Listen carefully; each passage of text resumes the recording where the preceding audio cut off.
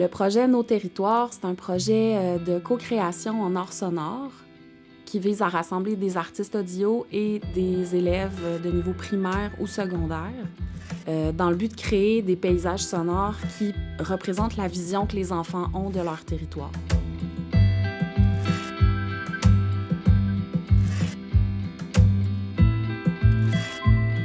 Ce qu'on entend par paysage sonore, c'est une œuvre qui peut être plus ou moins longue, disons entre 1 minute et 3 minutes par exemple, et qui met en lumière les sons que le jeune a identifiés comme étant vraiment emblématiques de son territoire.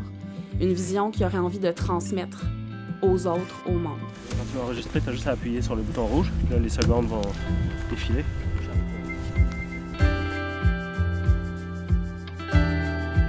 On a fait une première étape de pilote à Shefferville-Matimekouche-Lac-John, à l'école Kanatamat.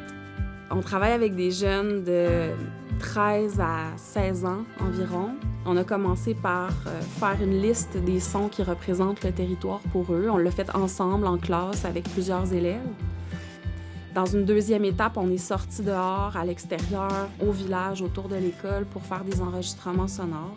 Ici, les jeunes sont très attachés à la nature, aux endroits où ils ont une cabane, un chalet, une tente avec leur famille. Les sons naturels de rivières, de pas dans la neige, du poêle à bois sous la tente, des murs de toile de la tente qui battent au vent, c'est des sons qui sont beaucoup revenus dans leur discours quand on a dressé la liste. On entre dans une certaine émotivité, dans un rapport sensible au territoire. Puis c'est à partir de cette vision sensible du territoire qu'on va amener les jeunes à créer leur composition.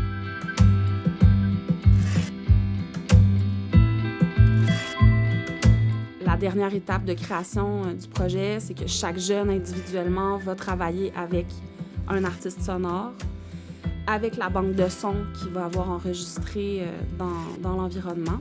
Et avec cette banque de sons, il va construire un paysage sonore, une forme de petite poésie ou de courte histoire, uniquement sonore, qui décrit pour lui son lieu de vie, qui décrit pour lui son territoire, ou un angle du territoire dont il a envie de traiter.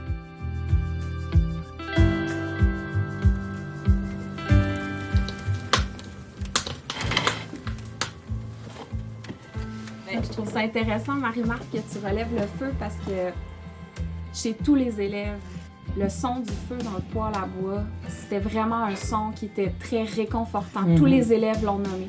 Chez les enfants puis les jeunes de la communauté ici, c'est un son vraiment qui les amène dans un espace où ils sont bien, où ils sont confortables, que ça leur réveille des souvenirs positifs, agréables. D'une manière ou d'une autre, les jeunes nous disent aussi leur attachement au territoire, ce qui leur fait du bien.